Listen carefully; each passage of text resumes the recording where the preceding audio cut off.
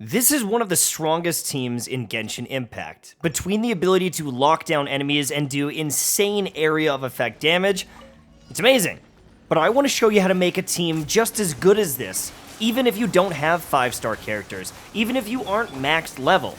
I want to give you all the tools you need to be the best Genshin Impact gamers and make the most cracked team to take on the Spiral Abyss and any of the bosses you might encounter. We're going to talk about elements, we're going to talk buffs, debuffs, synergies, and everything else you need to be absolutely lethal on the battlefield. Let's get started. Hey everyone, MTash here, and today I want to show you how to make the best team in Genshin Impact. Now there's a lot that goes into this, and it doesn't necessarily require a lot of characters. I have quite a few with multiple 5-star characters, but does that mean they're the best team? Absolutely not. You can run Diluc in everything. You can run Mona in everything. You can run Venti in everything. There are multiple characters that are obviously great, but I want to talk about some more important factors. Now, obviously having one of every element gives us some value, but with the elemental reactions in-game, there are some that are much stronger than others. Now, if you don't know all the elemental reactions, there's a website there, genshin.gg, you can go and look them up, but I want to go over the main ones and why they're so valuable. So, if we fight any water enemies, Electrocharged is going to proc all the time, and this is essentially area of effect chaining damage. When you have a hydro enemy or a wet enemy like a water slime, and you hit it with electricity, it's going to chain damage to everyone else, and that's great. But the two elemental reactions that we can self-proc, we can constantly proc, is Overloaded, one of the highest burst damage reactions. It's good for breaking shields, it's good for sending enemies flying and doing a bunch of burst damage. But Superconduct is the king of the game. Okay, this deals damage and reduces the target's physical resistance by 50%. If you aren't running Superconduct in your team, you are neutering your overall DPS. This is probably one of the most important things to have in the game. It is something that I constantly want to be proccing, and it's seriously like the meta. If you aren't using this, there's a very good chance you are not doing optimal DPS, and yes, there are some enemies that, okay, maybe they've got a shield that it doesn't work. You're still reducing their defenses. Even if they're strong against cryo damage, you're still reducing their defenses, and you're going to crush them after you've broken their shield after, or before, or whatever. Now, the last one here that I care about is Swirl. Swirl is literally just extra damage, and it hits very hard, almost similar to the Overloaded. The nice thing about Swirl, however, is because you can add an element to it, you can make his swirls even stronger. You can make his burst ability one of the highest DPS in the game. You can also cause it to proc multiple effects by infusing it with an element against particular enemies. For example, if you had a bunch of Hydro enemies and you used Fischl or Kaching to get electric inside of that swirl, you would just constantly proc Electrocharged and area of effect everything down. If you were using the electricity on cryo enemies, you would constantly be reducing their defenses, and you can auto-attack with a bow or something like that. So, Swirl is amazing, it's good for proccing everything, but that base damage boost is just perfect. Now, this is pretty much a perfect party for what I'm trying to achieve. I've got Chi-Chi and I've got Kaching if I want to lower the enemy's defense. I've got Xiangling and Kaching if I want to do some bursty damage and break shields. I can burn shields with Xiangling.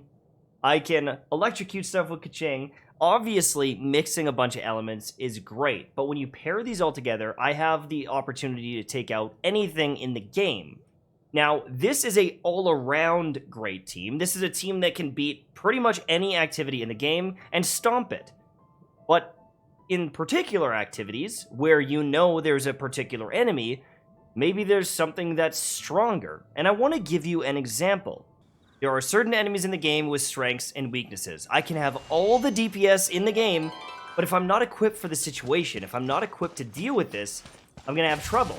Now, this team is fine. I can do elemental reactions, I can do a bunch of damage here, I can try my best, I can use my ultimates, but unfortunately, I'm not bringing the right tools to the job, and I'm going to get melted. I got to get the heck out of here! Now, obviously, this team is amazing, but I'm missing a key piece, and that's Hydro. If I was just to switch out to Barbara, who's 20 levels lower, has literally a terrible weapon, like it's level 1.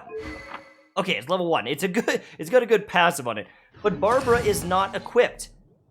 She can stun this boss in a fraction of the second alone.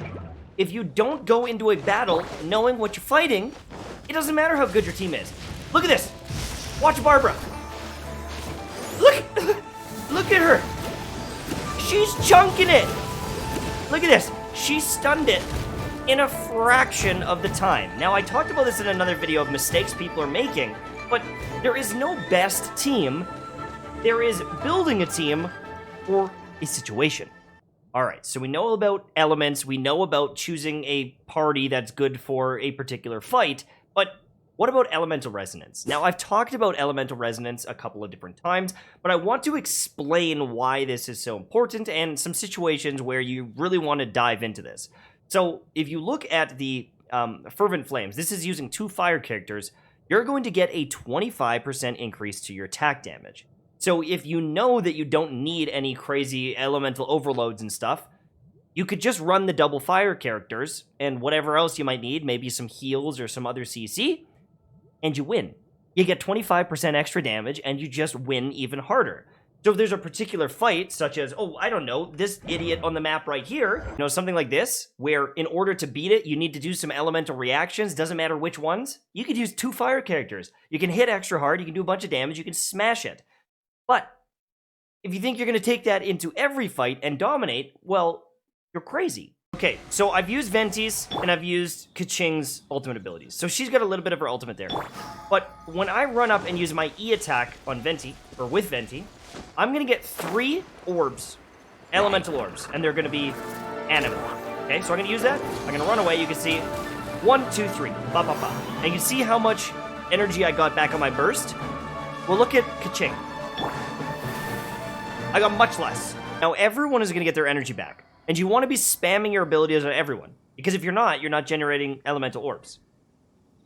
But if you have multiple characters of the same element, you're going to get more energy for that. And so if there's 2 characters in particular that have, you know, really good ultimates that you want to be spamming, if you have 2 characters of the same element, you can spam them. So if I'm using Venti and Jean, I can essentially spam my Q, I can spam my heal, and that is something that's super valuable. Is it necessary? No. Because if I'm spamming my abilities, I'm killing stuff, I'm going to be getting these orbs anyways. In most cases, it's only a few seconds here and there, but it is definitely something to think about.